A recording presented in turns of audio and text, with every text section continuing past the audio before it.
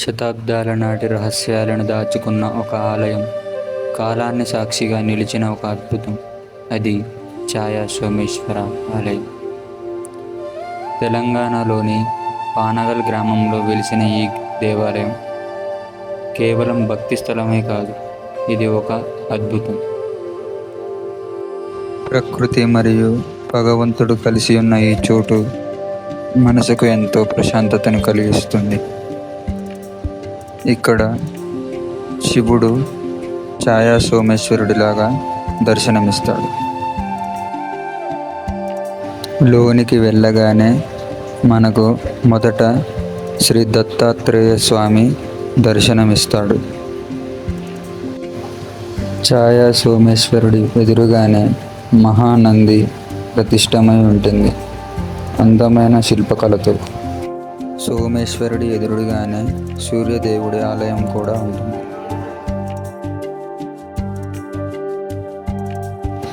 ఈ వినాయకుడి పక్కనే ఎంతో ప్రసిద్ధిగాంచిన మన ఛాయా సోమేశ్వరుడి ఆలయం ఉంటుంది. ఇక్కడ శివుడిపై పడే ఆ స్తంభం యొక్క ఛాయ ఎంతో ప్రసిద్ధి చెందింది. శివుడిపై పడే ఈ నీడ ఎలా వస్తుందో, ఎలా ఏర్పడుతుందో ఇప్పటికీ తెలియని ఒక రహస్యంలా మిగిలిపోయింది.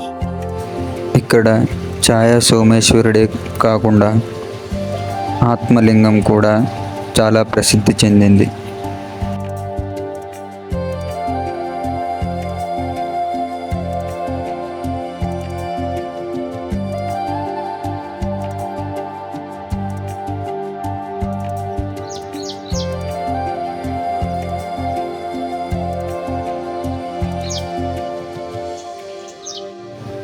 ప్రతి నాగుల చవితికి ఈ నాగమ్మ పుట్టలో పాలు పోసి ప్రజలు వారి కోరికలను దేవుడికి సమర్పించుకుంటూ ఉంటారు.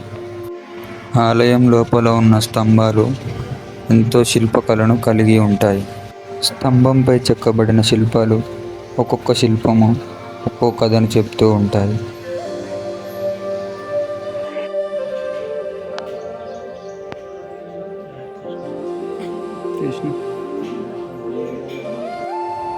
ఇక్కడ కనిపిస్తున్న నంది విగ్రహాలన్నీ కాకతీయుల పరిపాలన సమయంలో ధ్వంసం చేయబడ్డాయి యుద్ధం కారణంగా.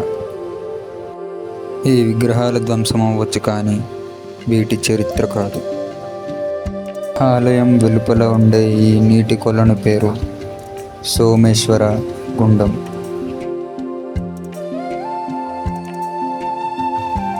ఈ గుండం ఆలయానికి ఎంతో అందాన్ని తెచ్చిపెడుతుంది.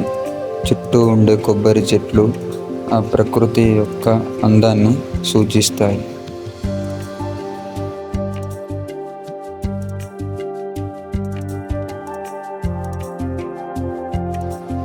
గుడి ముందు ఉండే కొలనులో నివసించే హంసలు మరియు చేపలు గుడికి ఎంతో అందాన్ని తెచ్చిపెడతాయి.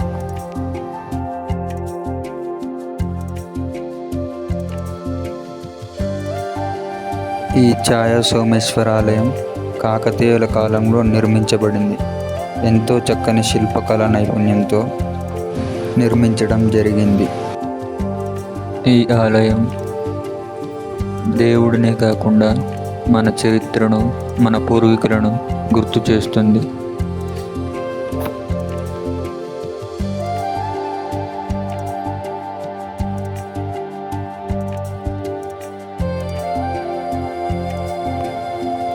ఈ రెపరెపలాడే కాషాయం జెండా హిందువుల యొక్క దైవత్వాన్ని సూచిస్తుంది.